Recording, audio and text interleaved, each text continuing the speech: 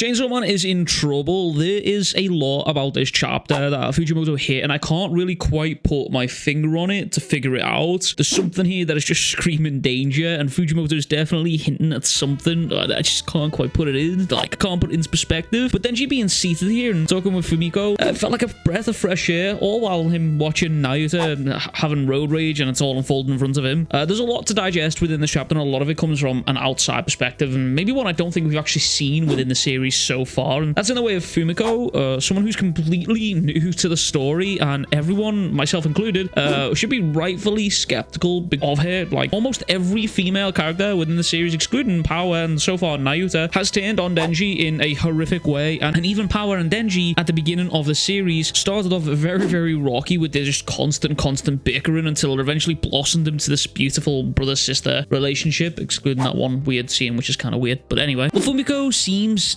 different from the rest. She seems somewhat genuine, but again, Fujimoto has left us all with such heartbreak from previous characters that all of us are rightfully very suspicious of this, and it's also pretty suspicious that you haven't clicked on the subscribe button yet. Fumiko and Denji have a conversation, and within this conversation, it's revealed two things. One, Denji is being watched in his bathroom, and also while he beats his meat. Yeah, that was actually said in the story there. Yeah. 2, Fumiko was present during Denji's fight with Aki as the gun devil, and that panel right there stopped me in my tracks, because when I read this perspective from Fumiko, it brings something that we've never ever seen before, as I mentioned just before, that this is a person whose life was turned upside down as the result of Denji's fight with Aki, and also at the same time seems to harbor no ill will towards Denji, and I think that is insane to see, and that's what I meant by this unique perspective. This is the first time we've seen someone in the series who's been affected by Denji's actions, but also at the same time doesn't hold a grudge against him, and instead actually sympathize with him, because Fumiko saw the side of Denji that not many see. She saw him crying at the death of his friend Aki, and it's at this point Fumiko says something insanely wholesome and unexpected. She tells Denji that she is a Denji Senpai fan and not a Chainsaw Man fan, and that is the moment that she decided to save Denji. And man, is it dusty in here?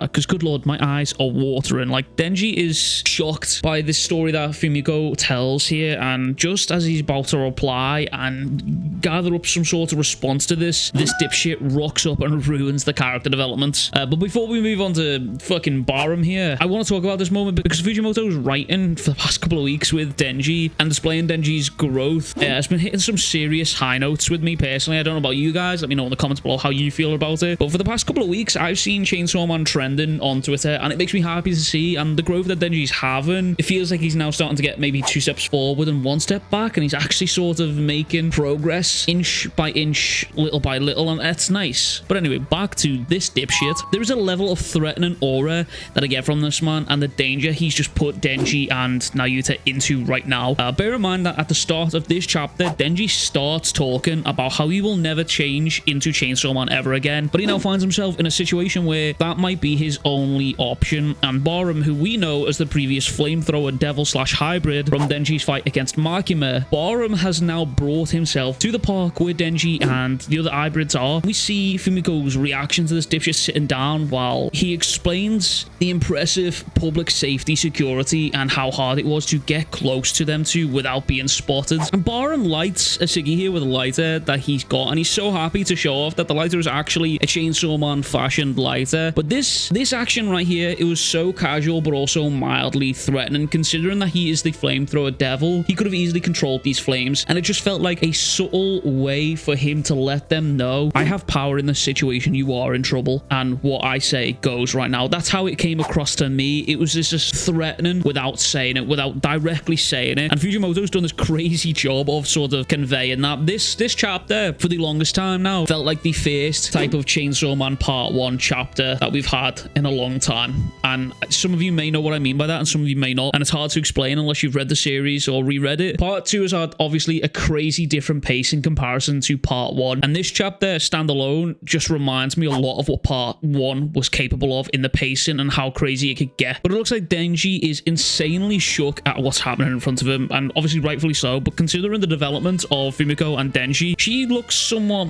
chilled out while watching this all unfold, and she doesn't seem eager to move Denji away from the situation. And sometimes I have to remind myself, like, she's sort of here to stop Denji from getting into trouble in a way, or to protect him, but also kind of to not just interfere in his day-to-day life. So it's really strange. But Baron tells Denji moments from now there will be a devil attack on this building's first floor, and if I had to guess, the folks down there will soon be shouting, "Save us, Chainsaw Man." Which is where we cut over to the sword hybrid, the whip, and spear hybrids all standing in front of the food court. And this is what I meant about it feeling like a part 1 chapter, because I couldn't help but think of Quan Chi's attack on Denji way back when, and that's the same vibe that this chapter gave me. But overall, Fujimoto is cooking something insane. It feels like I've seen a lot of people talking about the possibility of Denji's death and the flags that's going on here, and they all of the Chainsaw Man fandom right now are sensing something big is coming, and the build up to this has been phenomenally long. Like, that week by week devil has been insane, but a quick little reread through it really puts everything in perspective and really makes it feel like we are snowballing very quickly into something. I personally don't see the Denji death flags, but I know a lot of people have said they see it. I do think if Denji did die, I think that would mean the end of the series, but who knows? Who knows what Denji's fate is? Only Fujimoto can answer that question. But that is everything from me. I hope you enjoyed this video. If you haven't already, please be sure to subscribe. I am trying to reach 20k before the end of the month, which is kind of a big number. So, as always, I will catch you guys all in the next one. Much love. Big kisses. Peace.